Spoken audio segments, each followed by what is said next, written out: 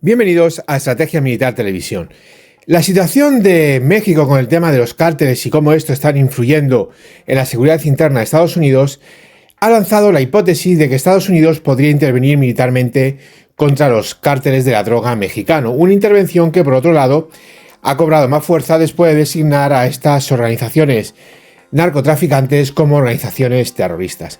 Bueno, señores, en primer lugar, lo que me gustaría decir es que designar a los cárteles como organización terrorista es una completa estupidez. Pero no solamente es una completa estupidez, sino que encima desvirtúa, digamos, limpia lo que es el dolor, lo que es el sufrimiento de todas las víctimas del terrorismo. El terrorismo es el terrorismo. El tráfico de drogas es el tráfico de droga. Y no hay que mezclar conceptos. No hay que mezclar conceptos porque mezclar conceptos, en el fondo, a quien hace daño es a las víctimas del terrorismo, que debe ser nuestra principal preocupación. Los cárteles son cárteles, los llamas como quieras, los catalogas como organizaciones criminales, que es lo que son, y luchas contra ellos como te dé la gana. Pero de ahí a llamar organización terrorista a un cártel es simplemente desvirtuar el terrorismo. Y por lo tanto, en el fondo, cuando se desvirtúa algo, lo que se hace es, aunque no se pretenda, blanquearlo. Bien, señores, este hecho de que Estados Unidos, después de designarlo como organizaciones terroristas, podría llevarle a luchar militarmente contra los cárteles, incluso se ha planteado la posibilidad de que Estados Unidos interviniese militarmente en México. Y esto lanza una pregunta más generalista. ¿Puede realmente Estados Unidos intervenir en México o en cualquier otro país iberoamericano? Bueno, la respuesta es clara. Estados Unidos puede intervenir en cualquier país del mundo. Por lo tanto, claro que puede intervenir en cualquier país de Iberoamérica, se llame Honduras, se llame México o se llame Brasil, da exactamente igual cómo se llame. Ahora, claro, esa intervención militar plantea otra realidad. ¿El gobierno de ese país cómo va a actuar si esta se produce? ¿Colaboraría? ¿Se opondría a ella? Pues de eso vamos a hablar en este vídeo. ¿Qué capacidades militares tienen los países de América del Sur de, enfrentar una invasión militar por parte de Estados Unidos o una operación militar por parte de Estados Unidos? Vamos a hablar de forma global, ¿de acuerdo? Que nadie se imagine a 50.000 marines entrando en la capital de un país, ¿vale? No vamos a ponernos, por ejemplo, en la guerra entre México y Estados Unidos, donde México fue derrotado y perdió la mitad de su territorio. No, señores, no nos vamos a poner en esa situación. Vamos a hablar de todo tipo de intervenciones, ¿de acuerdo? No una invasión a gran escala tipo Normandía. Señores, las posibilidades y las capacidades de los países de Iberoamérica de enfrentar una acción militar por parte de Estados Unidos son prácticamente nulas. ¿Por qué? Por dos motivos fundamentales. En primer lugar, porque esos países, sus defensas están, punto uno, muy localizadas en los principales centros de poder o en aspectos geográficos importantes para ello, que consideran amenaza importante, y punto dos, porque estos países no son autosuficientes desde el punto de vista militar. Por eso, en este aspecto, tenéis que tener muy presente que ningún país de Iberoamérica realmente puede enfrentar ninguna acción militar, sea esta del carácter que sea, por parte de Estados Unidos. Se ha dicho muchas veces que Iberoamérica es un continente o un subcontinente pacífico. Esto es mentira. En los últimos 50 años, desde el fin de la Segunda Guerra Mundial, ha habido más guerras en Iberoamérica que en Europa, por ejemplo. La realidad de los hechos no es que Iberoamérica sea un continente o un subcontinente tranquilo, es que no tienen medios para darle continuidad a la guerra.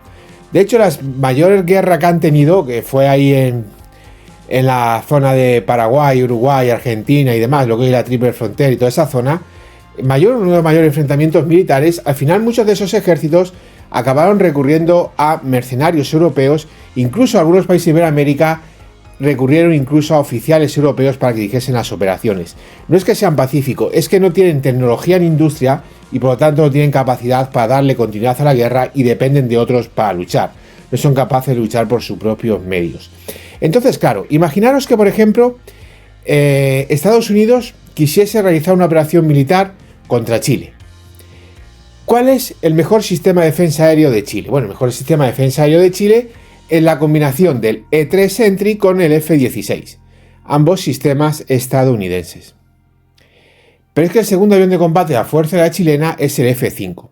Ya no vamos a entrar en las capacidades ni en las posibilidades de este avión, es que son directamente aviones de Estados Unidos. Los misiles de los F-16 son misiles de Estados Unidos. Todo el avión, desde el motor hasta el radar, es de Estados Unidos. Chile depende de Estados Unidos hasta para respirar. Si nos vamos, por ejemplo, a las Fuerzas Armadas de Colombia, estamos en la misma situación. Si nos vamos a las Fuerzas Armadas de Argentina, estamos en la misma situación. Otras Fuerzas Armadas, directamente como la mexicana, ni siquiera tienen capacidades para hacer frente a este tipo de operaciones. Pero además, las defensas aéreas de estos países cuentan con sistemas, con misiles, en primer lugar muy antiguos y en segundo lugar bastante atrasados. Ya no vamos a ponernos aquí una invasión terrestre con carros de combate y demás, a la cual también sería muy difícil enfrentar. ¿Por qué?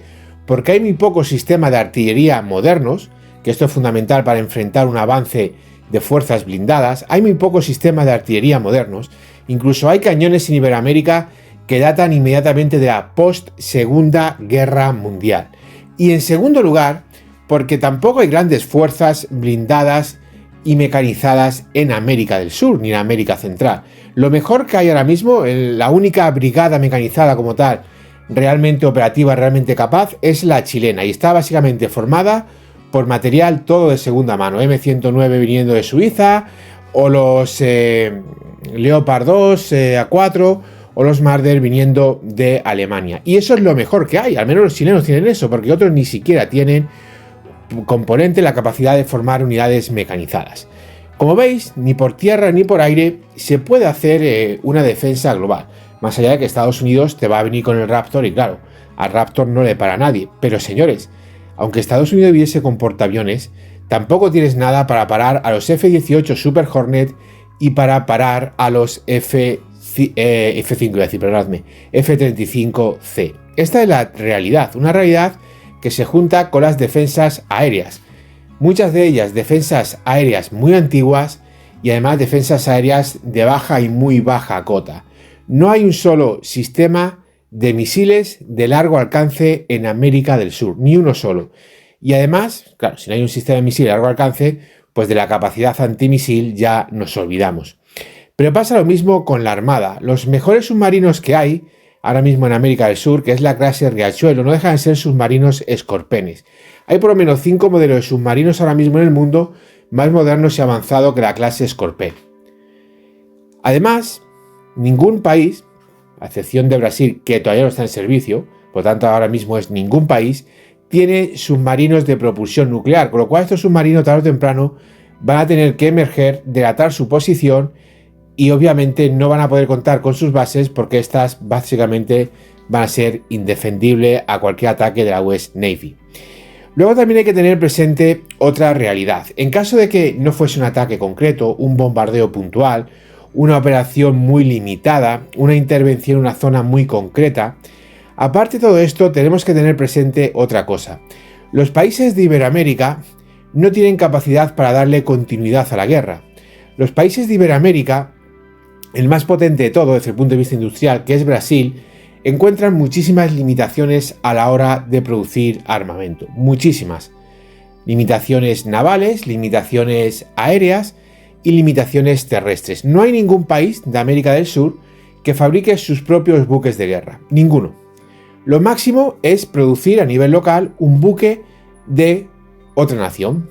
En este caso estamos hablando de buques provenientes de Holanda o de buques provenientes de Alemania o de Corea del Sur. Pero al final simplemente la producción local de un buque extranjero, que te han cedido la licencia para que tú le fabriques. No son tus buques, no llevan tus radares, no llevan tus sonar, no llevan tus misiles, simplemente fabricas el casco, fabricas el cascarón. Y el resto tiene que venir de fuera, no llevan nada tuyo, nada integrado, ni siquiera los cañones automáticos en muchos casos, mira qué sencillito un cañón automático, están producidos a nivel local. Esto es extensible también a la aviación. Lo más parecido de forma autónoma que hay en la aviación en América del Sur es el Gripen brasileño. El Gripen brasileño deja de ser un caza de Suecia que se ha hiper mega tuneado, hiper mega modificado para necesidades de Brasil. Y al final lo que han tenido es un avión monomotor que podría haber producido en masa, que podría haber fabricado 150 o 200 ejemplares y que van a tener 36 al precio de un cazabombardero pesado. Es que al final van a pagar por un Gripen lo mismo que por un Eurofighter, cuando obviamente el Gripen está a años luz del Eurofighter. Además, es injusto compararlo porque son dos aviones distintos para misiones completamente distintas. Son aviones que se pueden usar los dos, son aviones compatibles. No es como un Eurofighter o un Rafale que no es compatible. Un Eurofighter o un Rafale junto con un Gripen sí son compatibles porque van a tener distintas misiones asignadas y por lo tanto pueden interactuar entre ellos. Bien, señores, tampoco quiero hacer mucho más largo el vídeo, simplemente es un vídeo para ilustrar, un vídeo para hacer comprender las realidades. Claro, ¿cómo vas a mejorar? No puedes mejorar nunca si no eres capaz de entender tus realidades. Y eso es lo importante. Si ante esta situación, que luego puedes desde un punto de vista político extender a lo que quieras extenderla, te puedes ir, por ejemplo, a la invasión de Granada, te puedes ir, por ejemplo, a lo que pasó con Noriega, te puedes poner en la situación que te quieras poner.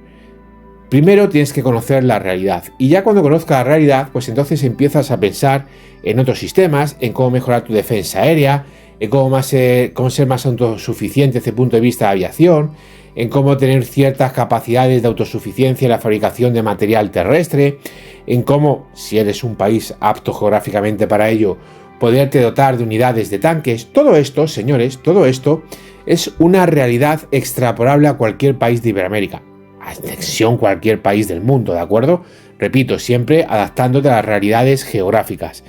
Y es fundamental poder entenderlo para poder dar una respuesta global, seria y, vuelvo a repetir, Estados Unidos militarmente no le puedes parar, pero a lo que puedes aspirar es a que tengan una victoria pírrica. A eso sí puedes aspirar, a que Estados Unidos del siglo XXI obtenga una victoria como las que obtenía el rey Pirro de Grecia. Eso sí que puedes optar a ello. Y para optar a eso, obviamente, el punto 1 es ser capaz de darle continuidad a la guerra. Hoy en día, Iberoamérica no es capaz de darle continuidad a la guerra si no la ayuda desde Europa o desde Estados Unidos.